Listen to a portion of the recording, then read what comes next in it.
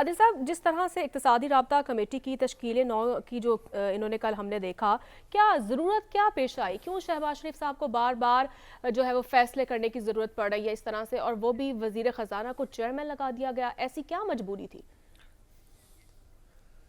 دیکھیں، نون لیگ میں ایک دو شخصیات ایسی ہیں جو محمد اورنگزیب صاحب کو مفتاح اسماعیل جیسا وزیر خزانہ بنانا چاہتی ہیں. وہ ان کی ٹانگیں کھینچنا چاہتی ہیں. وہ کہتے ہیں کہ یہ تو ان کی ڈومین تھی یا ان کی پارٹی کی یہ ڈومین بنتی تھی، تو ان کو کیسے چلنے دینے سے روکنا ہے. تو ایسے میں چند گھنٹوں کے اندر اندر ہی یہ دوسرا فیصلہ ہے، یعنی اس سے پہلے تو ایک ارسا والا فیصلہ ہوا نا، لیکن یہ بہت بڑا، وہ بھی ایک بڑا ایشو تھا. یہ ایک کور ایشو ہے جس میں چند گھنٹوں میں نوٹیفیکیشن واپس لے کے جو اقتصادی رابطہ کمیٹی کی سربراہی ہے وہ وزیر خزانہ کو واپس دی گئی. لیکن اس مرتبہ ان لوگوں کو یہ ذہن میں رکھنا چاہیے کہ وہ مفتاح اسماعیل صاحب تھے، یہاں اس مرتبہ صورتحال اور ہے.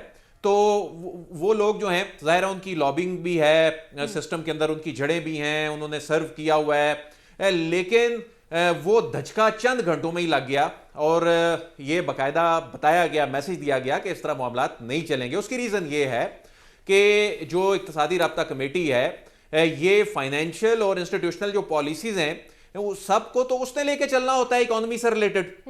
یہاں پر اس سے پہلے ایک ڈپارٹمنٹل کمیٹی ہوتی ہے، اس کے بعد یہاں معاملہ آتا ہے، اس کے بعد کابینہ صرف اس کی توثیق کرتی ہے. تو جو بڑے ڈیسیژنز جو ہوتے ہیں، پرنسپل ڈیسیژنز جو ہوتے ہیں وہ یہاں پر ہوتے ہیں. تو ایسے میں یہ میں سمجھتا ہوں کہ ایک میسج بھی ہے مسلم لیگ نون کے لیے بھی کہ یہ معاملات اگر کوئی شخص خراب کرنا چاہتا ہے یا کوئی اپنی مرضی کے مطابق چلانا چاہتا ہے تو یہ کور ایشوز ہیں، ملک کی سلامتی کے معاملات ہیں، انہوں نے سنجیدگی کے ساتھ آگے چلنا ہے. تو یہ بہرحال جو واپس اب لے لیا گیا نوٹیفیکیشن، آنے والے دنوں میں ایک اور نوٹیفیکیشن جو ہے وہ بھی ریورس ہو سکتا ہے، وہ بھی واپس ہو سکتا ہے، اور اس عہدے پر بھی عام طور پہ وزیر خزانہ ہوتے ہیں. اچھا، ایسا ہے کہ ماضی میں بھی، یعنی ویسے یہ اختیار ہوتا ہے پرائم منسٹر کا، ماضی میں حفیظ شیخ صاحب کے دور میں پرائم منسٹر خود بھی اس کو یعنی چیئر کر چکے ہیں.